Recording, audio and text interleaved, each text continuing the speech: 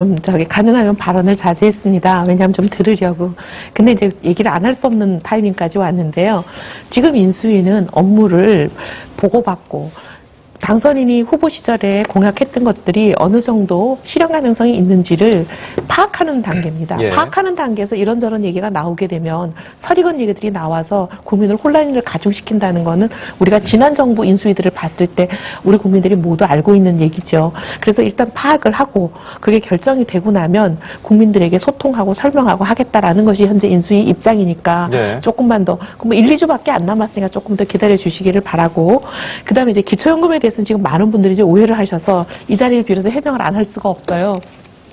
기초노령연금이라는 것과 기초연금이라는 것은 완전히 다릅니다.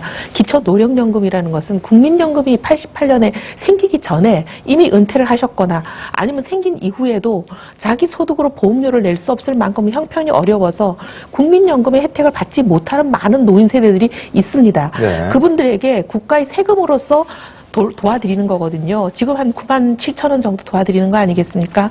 근데 9만 7천 원 가지고 그분들이 생계가 해결 안 된다는 우리 모두 알죠. 심지어 젊은이들도 아마 알고 계실 겁니다. 그래서 이분들에게 좀 더 혜택을 드리자 하는 방향인데, 사실 이 기초노령연금이라는 제도와 국민연금이라는 제도가 두 개가 같이 있다 보니까 누락과 중복이 공존하고 있습니다. 어떤 사람은 두 군데서 다 받고 어떤 사람은 두 군데서 다 빠져가지고 하나도 못 받고, 그러니까 이렇게 두 개가 공존하면서 생기는 문제를 하나의 체계로 통합해서 누락도 없애고 중복도 없애자라는 네. 것이 이제 국민연금 체계를 통합하는 거거든요. 그럼 통합하고 나면 그 안에서 기초연금 부분이라는 게 생기고 소득비례연금이라는 부분이 생깁니다. 네. 근데 이 기초연금 부분이 지금 현재 기초노령연금을 받으시는 분들이 이것만 받게 되는 것이죠. 그분들은 이 소득비례연금이라는 건 없는 분들이니까. 예. 그래서 근데 이 부분은 사실 국민연금이 도입되기 전 88년에 이제 은퇴를 하셨던 분들은 예. 숫자가 계속 줄어들고 있기 때문에 이제 좀 있으면 없어지는 분들이세요.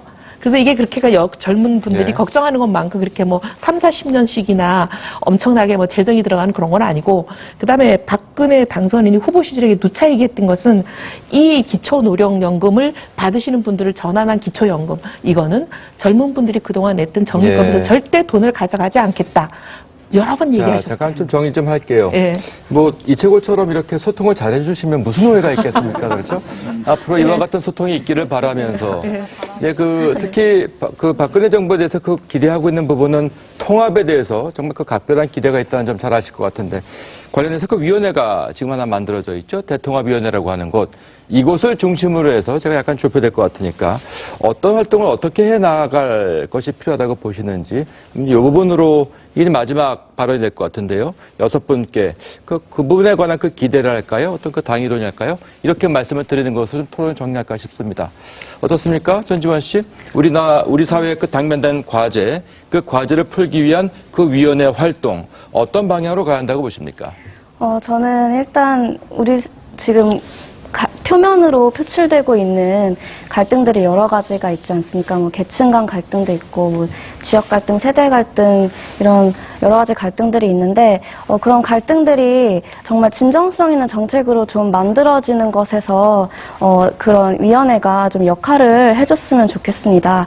그래서 어떤 상징적인 뭐 캐치프레이즈라든지 인사정책이라든지 거기서 머무르는 것이 아니라 좀 더 현실성 있는 정책을 좀 대통합위원회에서 좀 같이 만들어줬으면 좋겠는데요. 네.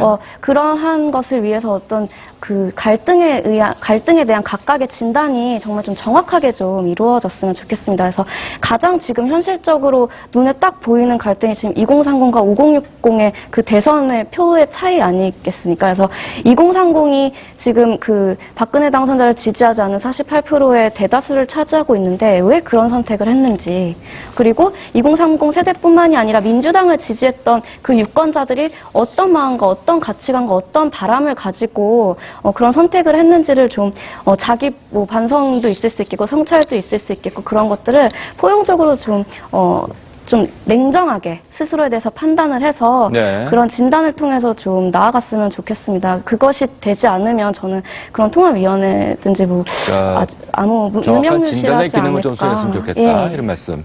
예. 이준석 씨? 사실 이제 그 대통합위원회를 딱 보면서 사람들이 언론이나 이런 것이 가진 기대치라는 것이 과거에 아까 김태일 교수님께 말씀하셨던 것처럼 뭐 어떤 기관이 어디